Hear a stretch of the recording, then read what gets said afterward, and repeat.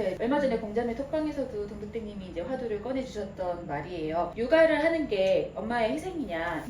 너무 당연하다고 우리는 생각해 왔는데 어떤 분들은 너무 내가 희생하는 것 같다라고 생각을 하는데 그런 마음이면은 사실 아이들 키우는 게 너무 어려울 수도 있을 것 같아요. 그래서 그냥 당연하다라고 생각하는 거는 부모의 마음. 근데 아이들 입장에서 받는 입장이잖아요. 받는 입장에서 엄마 아빠가 나한테 해주는 건 너무 당연하지 라고 생각하는 게 과연 올바른 생각일까를 생각했을 때 약간 갸우뚱하는 생각이 들었어요. 그리고 우리 아이들의 꿈 다 이겁니다. 돈 많은 백수. 우리 꿈 아닌가요?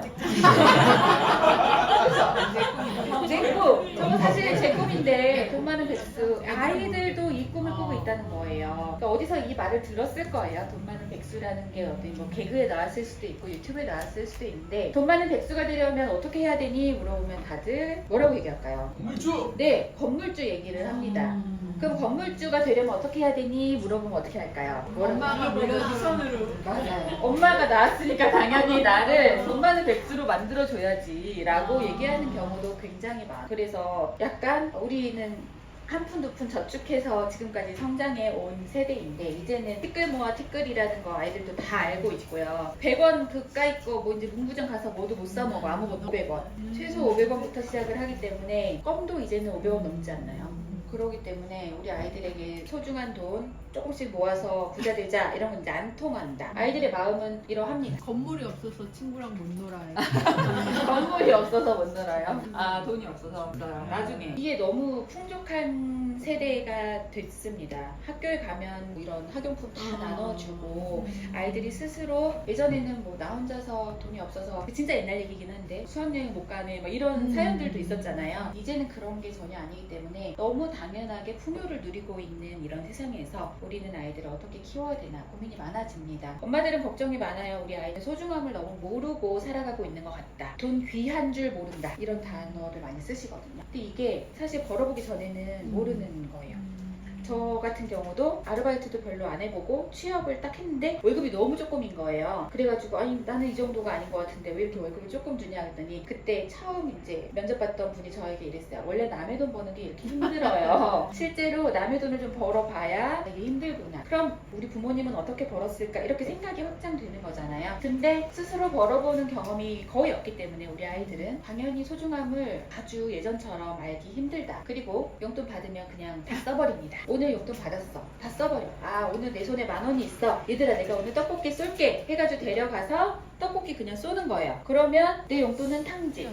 내일이 되면 내 친구가 싸. 내일 모레가 되면 그 옆에 친구가 싸. 돌아가면서 간식을 쏘는 간식계도 운영을 하고 있고 아이들끼리 그 오마댕 이런 데다가 충전 걸어 놓으면은 아이들이 그냥 오늘은 내 충전금에서 쓸게. 내일은 얘 충전금. 엄마들이 돌아가면서 혹은 저 며칠 전에 부산 다녀왔잖아요. 부산에서도 부산은 외상이 있대요 아직도. 그러면 떡볶이 가게에 외상을 걸어놔. 그럼 한 달 동안 아이가 쓴 거를 엄마가 한 달 마지막 날에 가서 이제 결제를 해주는. 그러니까 다 오늘은 얘 이름으로 외상, 내일은 친구 이름으로 외상 이렇게 돌아가면서 이러니까 돈을 뭔가 아껴 써야 되겠다 이런 생각을 할 리가 없는 거예요. 미래가 없다. 그냥 오늘만 산다라는 마인드가 그냥 자연스럽게 그런 세상이 그렇게 변해버렸습니다. 미래를 위해서 계획 세우고 한 달 뒤에 내가 다시 용돈을 받으니까 지금은 요만큼만 써야겠다. 이런 계획을 세울 필요가 없는 세상이다. 마지막으로 쓸데없는데 돈 진짜 많이 씁니다. 어디다 쓰나요? 쓸데없는데. 저희 아직 3학년인데 500원이 있었나 봐요. 근데 갑자기 자기가 나갔다 온다고 하더니 어디 갔다 왔냐고 하니까 뽑기. 뽑기. 500원 뽑기.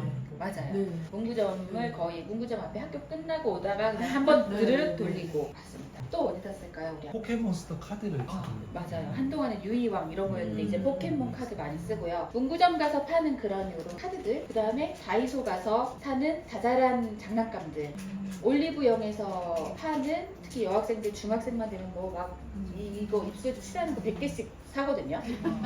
아이들 진짜 이거 컬러별로 100개를 가지고 있다고 해서 책상 하나가 쫙 화장품으로 전시가 되어 있는 경우도 해요. 그러다가 또 이거 안 쓰면 당근으로 팔고 이렇게 뭔가 부모님이 느끼기에는 쓸데없어 보인다. 근데 이게 쓸데 있다 없다라는 거는 약간 필요에 따라 다른 거긴 하잖아요. 내가 진짜 그게 필요한가? 선택하는 연습. 그리고 내가 샀으면 그거를 잘 샀나? 아니면 과소비한 건가? 낭비한 건가? 충동구매한 건가? 이 스스로 성찰하는 과정이 반드시 필요하다. 된다라고 생각을 합니다. 그러려면 이게 있어요. 돈 공부의 영역이라고 불리는데 돈이 뭔지 개념에 대해서 이해하고 벌고 모으고 나누고 불리고 쓰고 우리 아이들이 가장 먼저 접하는 개념이 어떤 걸까요?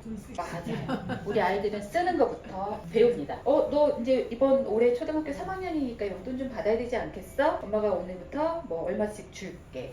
쓰는 것부터 배우는 거예요. 근데 이게 이 앞에 과정이라는 게 있다. 그래서 이걸 강조드리고 싶었어요. 돈 이해하는 게 가장 먼저다. 돈이라는 게 도대체 뭐지? 어떤 역할을 하지? 근데 저거는 우리 아이들 어렸을 때부터 놀이를 통해서 다 배우고 있거든요. 은행 놀이, 시장 놀이. 이미 다 알아요. 아, 돈이 가짜 돈으로 하지만 돈을 주면 내가 원하는 걸 살 수 있구나. 돈을 주면 서비스를 받을 수 있구나. 다 압니다. 근데 벌기, 모으기 단계를 건너뛰고 우리 아이들은 쓰기부터예요. 그리고 쓰는 것도 잘 안 되는데 어떻게 하면 부자가 되지? 이제 불리기까지 가니까 이 앞에 단계를 우리 아이들이 별로 생각을 하지 않습니다. 그래서 경제교육 과정에서 벌기와 모으기를 반드시 넣었으면 좋겠어요. 그럴 때 스스로 이건 좀 시간이 지나야 되는 거죠. 스스로 미래를 설계하는 데까지 간다라고 어떤 5년간의 경험상 이런 식의 도표를 만들게 되었습니다. 이 순서 벌고 모으고 쓰고 이 순서를 반드시 지켜주셨으면 좋겠어요. 용돈도 그냥 주고 아껴 써 라고 하는 게 아니라 용돈을 스스로 벌 수 있는 시스템을 집에서 운영을 해주시면 좋겠습니다. 두 번째는요, 우리 아이에게 직접 선택의 기회를 주세요. 우리 아이들은요 미숙합니다. 그래서 반드시 실수를 해요. 이상한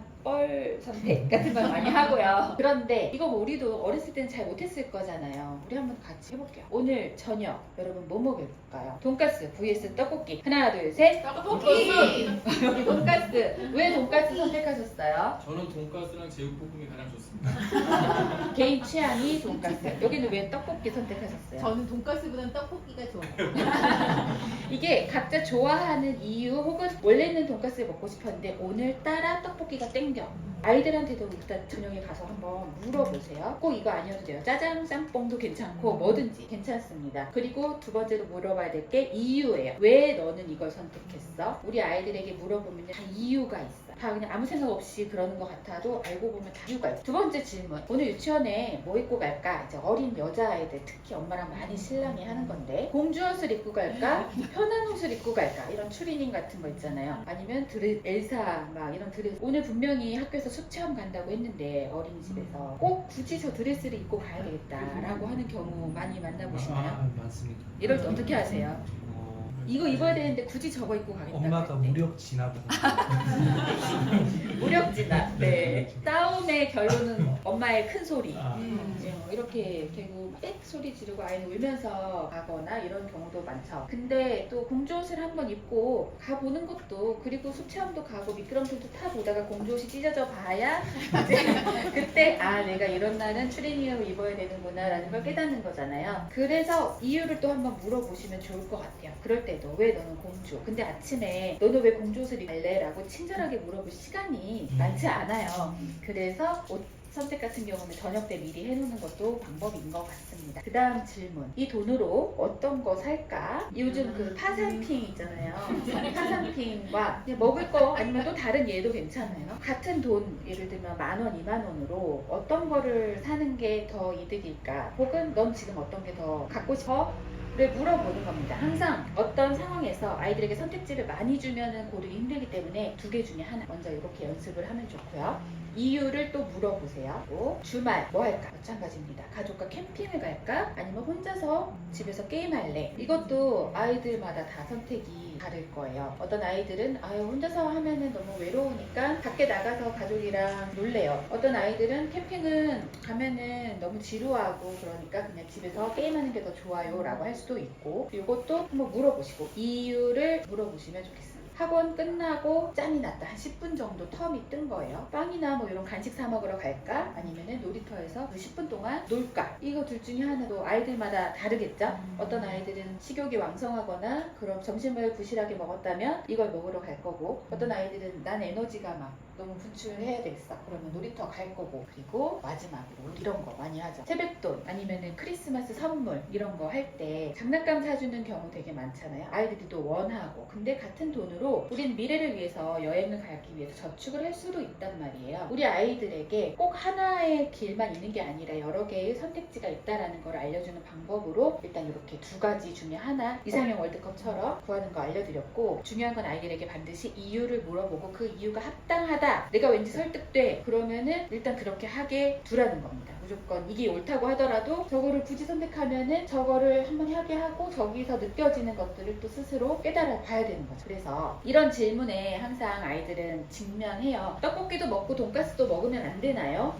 둘 다 먹고 싶어요. 둘 다 먹으면 돼요. 라고 여기서 또 붕어빵, 슈붕, 팥붕 이거 하면은 막 난리가 나요. 둘 다 먹으면 안 돼요. 막 이러거든요. 엄마는 외계인 먹을래? 민초 먹을래? 뭐 선택 진짜 많잖아요. 다 먹고 싶대. 근데 우리는 항상 고른다. 왜 골라야 돼? 제가 고르라고 했을 때 왜 고르셨어요? 그냥 둘 다 먹을래요? 라고 대답할 수도 있었잖아요. 근데 배불러서 이제 둘 다 먹을래요. 둘 다 먹을래요? 두 개 다 먹으면 좋은 거예요. 네. 근데 우리는 알아요. 왜? 우리는 부족하다는 거를 다 알고 있거든요. 그래서 자원이라고 부릅니다. 돈, 시간, 재화. 이거를 이제 경제학 용어 그 사전이나 교과서에는 이렇게 나오는데, 자원이 부족하다. 이거를 말한 용어 6개. 자원의 희소성. 오, 맞습니다. 와. 이거 초등학교 4학년 교과서에 나오는 내용이거든요. 그래서 우리 아이가 초등학교 4학년이 넘었다면 한번 이런 식으로 대화를 이끌어가 보셔도 좋을 것 같아요. 자원이 희소하다, 부족하다. 부족하다, 희소성이라는 거는 원하는 사람보다 자원이 부족하다라는요. 그래서 우리는 선택을 해야 됩니다. 내가 가진 한정된 자원으로 어떤 선택을 해야 될까요? 무엇을 얻는 선택. 최대 효용? 너무 어려운 단어예요. 최대의 만족. 오, 비슷합니다. 자기 만족. 가장 아. 큰 만족감을 얻는 선택. 그래서 내가 어떤 걸 선택했을 때, 와, 진짜 나 만족스러워. 와, 이거 진짜 선택하기 잘했어. 이런 감정이 들어야 우리는 합리적인 선택을 했다라고 얘기를 해요. 그래서 합리적 선택도 경제 용어더라고요. 되게 놀랍게도. 그러면 내가 선택한 것의 가치와 내가 포기한 것의 가치 두 개를 비교하면 어떤 게 더 커야 될까요? 선택. 맞아요. 선택한 것에 떡볶이를 선택했다면 돈가스보다 만족해야 돼. 자, 그럼 난 포기했어요. 돈가스를. 확실히 이 있어. 돈가스에 대해 돈가스를 포기했으니 이 포기한 것을 비용으로 환산하면 기회비용. 네, 돈가스의 값이 기회비용이 되는 거예요. 그러면 선택한 것과 포기한 것에서 기회비용은 어떻다? 기회비용이 어떤 선택을 해야 된다? 큰 선택?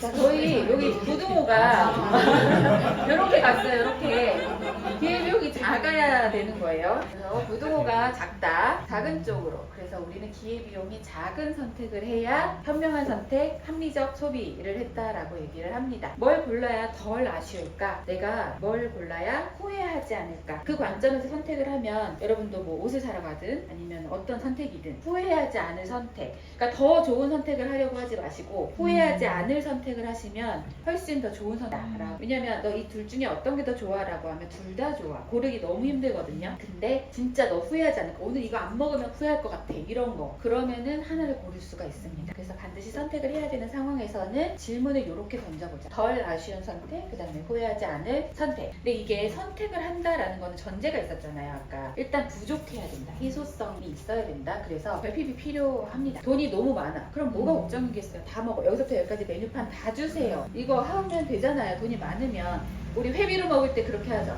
저 우리 남편님이 이제 친구들이랑 베트남에 회비를 들고 여행을 갔어. 그러면 메뉴판 한 판을 다 시킨대요.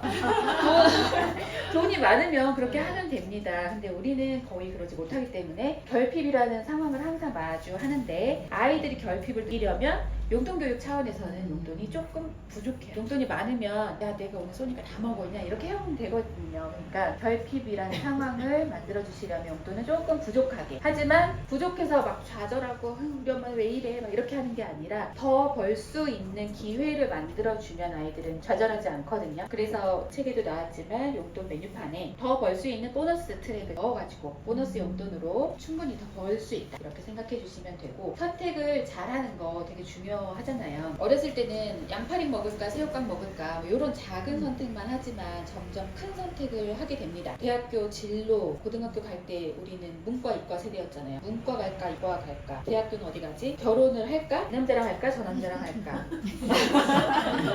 왜 뜨끔거리지? 그 다음에 집도 살까 말까. 기회비용이 작은 선택을 해. 그러니까 이게 합리적인 선택인가, 이게 진짜 점점 큰 선택을 하게 된다고요. 중요한 선택. 이 선택이 어려서부터 많이 선택을 해봐야, 그리고 거기서 실패 경험도 많이 있어야 좋은 선택을 할 수 있는 능력이 길러진다고. 선택의 힘을 기르기 위해서 우리 아이들에게 자꾸 연습하게 하는 기회를 주셨으면 좋겠고, 이거는 옛날 사진인데요. 얘가 1학년 때.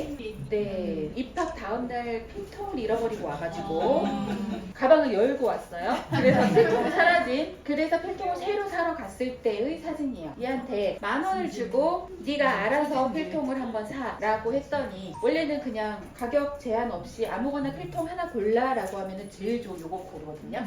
근데 이 10,000원으로 필통을 포함해서 네가 자유롭게 쓸 수 있어라고 하면 내가 생각을 한다고요. 어떻게 해야 내가 가장 알찬 선택을 할까? 일단 필통을 그래서 얘를 삽니다. 3,200원. 그럼 나머지 돈이 남잖아요. 그걸로 본인이 갖고 싶은 장난감도 사고 10,000원 안에서 얘한테는 가장 만족스러운 소비를 할 수가 있게 되는 거예요. 그래서 비용을 딱 정해주고, 문구점에 가든 마트에 가든 얼마 안에서 네가 자유롭게 한번 바구니를 채워봐, 이렇게 해도 좋고요. 그 다음에 예산을 딱 정해놓고 주말 여행 코스 같은 거 짜는 것도 좋습니다. 저희 대공원에 가기로 했어요. 그래서 첫째랑 둘째랑 저랑 셋이서 대공원에 가자 이번 주. 그럼 어떻게 갈까? 차를 끌고 갈까? 지하철을 타고 갈까? 차를 끌고 가면 대공원에 주말에 운전해서 가는 건 약간 무모한 일이기 때문에 지하철 타고 가자. 각자의 교통카드로 교통비를 냈기 때문에 일단 지출이 없었어요. 예산 10만 원. 그러면 갔어요. 가기 전에 1+1으로 과자를 사가지고 갔어요. 과자와 음료수를 이렇게 장바구니에 담아가지고 갔습니다. 왜냐면 이 안에 들어가면 비싸니까. 그래서 먼저 이렇게 과자를 사서 갔고, 셋이서 이런 리프트, 동물원 입장권 뭐 이런 것들 세트로 사가지고 입장료도 내고, 그 안에 이제 올라가서 동물도 보고 이것저것 또 사먹기도 하고 하면서 10만 원에서 소진을 하는 거죠. 그리고 나서 내려오는 길에 서울대공원 옆에 이런 계곡 같은 게 있어가지고 여기서 이렇게 좀 놀다가 집에 가려고 지하철을 타러 가는데, 자, 얼마 남았어? 2,000원이 남았어. 그러는 거예요. 자, 우리는 예산 10만 원에서 2,000원이 남았습니다. 얘는요,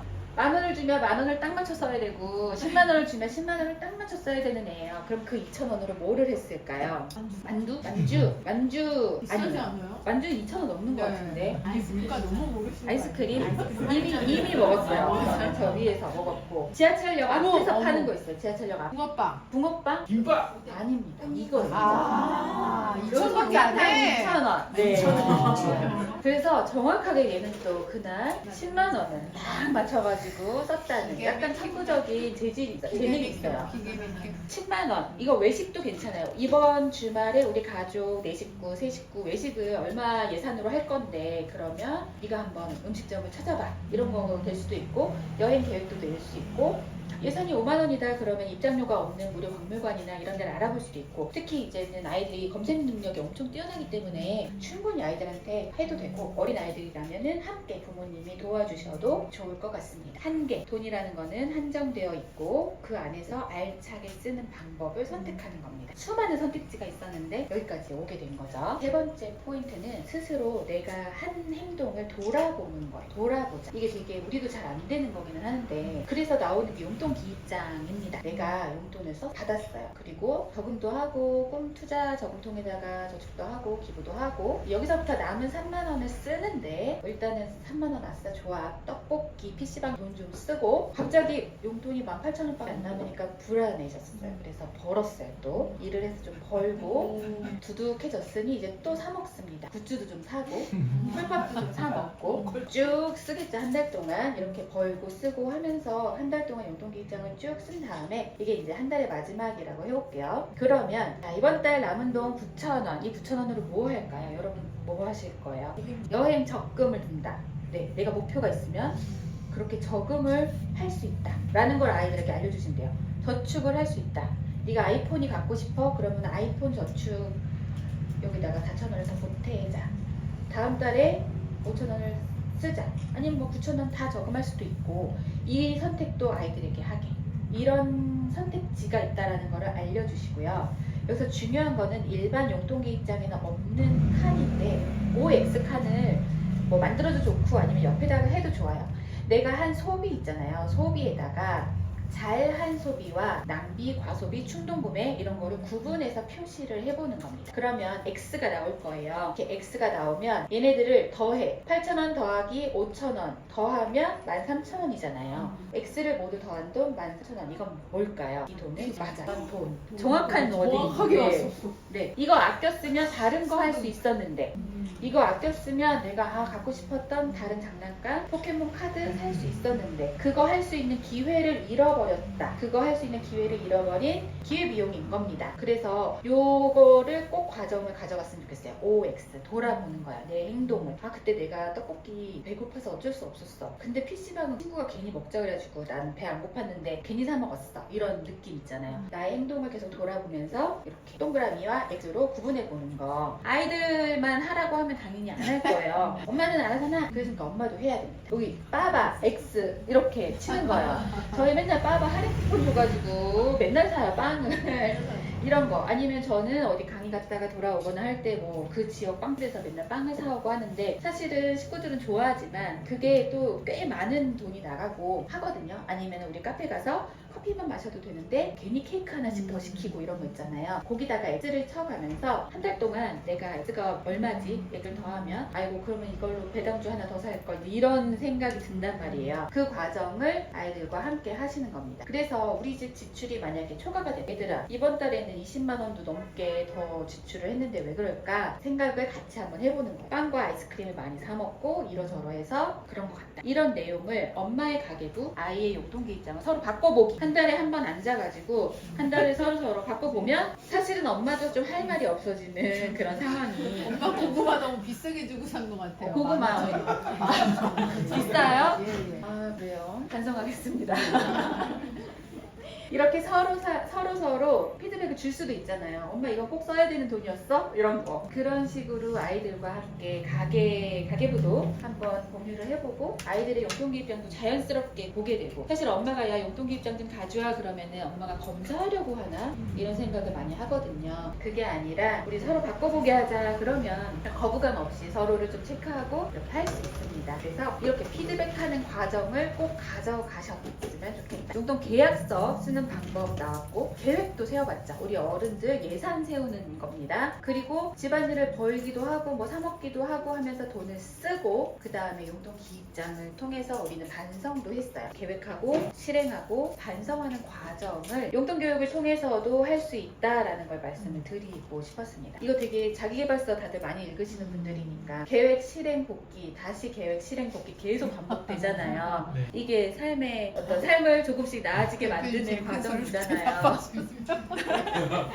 나아져야 되는 거예요. 그러면 이제 피드백을 통해서 다음번에는 이런 거 콜팝 사 먹지 말아야지 하고 다시 계획 세우고 이제 이렇게 되는 거거든요. 시험 공부도 마찬가지 이 과정이고요. 여행도 마찬가지고요. 인생 살아가는 모든 과정이 다 이렇다라고 하면 우리 아이들이 용돈 교육만 이렇게 잘 해도 우리 아이들 자기 주도적인 삶, 나 스스로 계획 세우고 나 스스로 실천하고 반성하면서 다시 계획 세우는 이런 과정은 자동으로 될 거라고 생각을 합니다. 참 어려운 과정이고 이게 한 번 한다고 되는 게 아니라 반복해야 돼서 그래서 시스템을 만들어 놔야 돼요. 왜냐면 한 번 의도적으로 막 하다 보면은 그 의지가 꺾이는 순간 안 하게 되거든요. 그래서 이런 계약서의 형태로 지키지 않을 수 없게 만들어 놓는 게 되게 중요하다 생각을 해주시면 됩니다. 정리하면 첫 번째 돈 공부의 순서를 지켰으면 좋겠다. 그래서 벌기 모으기가 쓰기 이전에 있다라는 거 알려주시고 선택의 기회를 아이들에게 스스로 돌아보게 하자는 거 이렇게 세 가지만 잘 지켜도 아이들이 내 삶을 스스로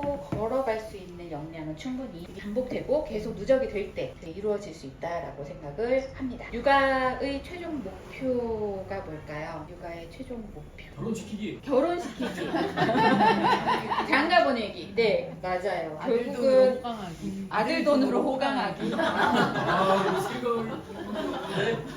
그것도 되게 바람직한데요. 결국은 아들 돈으로 호강을 하든 아이들을 결혼시키든 이거는 애들이 스스로 서는 거잖아요. 부모님 밑에서 계속 캥거루족이라고 얘기하는 것처럼 부모 품 안에서 계속 있는 게 아니라 스스로 일어서서 돈도 벌고 가정도 꾸리고 결국 자립하는 게 우리의 목표다라고 하면 우리가 생각하는 자립의 힘을 기르기 위해서 경제교육을 활용을 해주셨으면 좋겠습니다. 돈을 어떻게 잘 버는가 혹은 잘 투자를 설명을 잘하는가, 이것만이 경제교육이 아니라 우리 아이들이 스스로 자립할 수 있는 힘을 기르는 게 경제교육이라고 저는 강조드리고 싶고요. 실패 당연히 할 거예요. 아직 미숙하니까 우리 아이들은 실패하는 과정이지만, 이거를 실패하는 거를 엄마가 보기 힘들어 하시는 분들도 되게 많으시죠. 꽃길만 걸었으면 좋겠고 막 넘어지지 않았으면 좋겠고, 근데 이런 과정이 반드시 옵니다. 결핍, 거절, 방황, 좌절 다 오죠. 근데 여기서 우리 아이들이 좌절했어, 인생 끝나는 거 아니잖아요. 앞으로 살아갈 날 창창하고 엄마 품에 있기 때문에 엄마가 다 일으켜 줄 수 있잖아요. 그래서 엄마의 손이 닿을 때,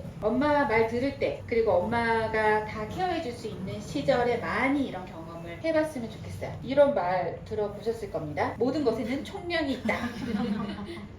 이런 좌절하고 방황하고 막 이런 거를 어른 다 돼가지고 하면 부모님들이 어떻게 이제는 해줄 수 없는 상황이 되기 때문에, 어릴 때 총량이 있다면, 이왕이면 어릴 때 이 많은 실패들을 해봤으면 좋겠다라고 생각을 해봤고요. 그 다음에 명언으로 해야 또 이게 뭔가 강의가 멋있게 끝나잖아요. 그래서 평온한 바다는 결코 유능한 뱃사람을 만들 수 없다. 사실 당연해요. 이런 풍랑도 한번 버텨보고 이겨내보고 그래야 어떤 어려움이 와도 다 헤쳐나갈 수 있는 아이들이 될 거잖아요. 근데 잔잔한 바다에서만 배를 띄우고 싶어 해요. 부모님들은 마음이 다치는 거 안 했으면 좋겠고 마음 지켜주고 싶고. 그래서 근데 이제 그 마음을 조금은 내려놓고 우리 아이들이 이런 파도를 좀 충분히 타도록 응원해 주시는 그런 부모님들이 되셨으면 하는 마음으로 이 책을 쓰고, 정리를 한번 해야겠다라고 생각을 해서 약간 뭐랄까 머릿속에 있는 것을 한번 쫙 정리하는 느낌의 그런 책이거든요. 그래서 이게 여러분들에게도 도움이 좀 됐으면 좋겠습니다.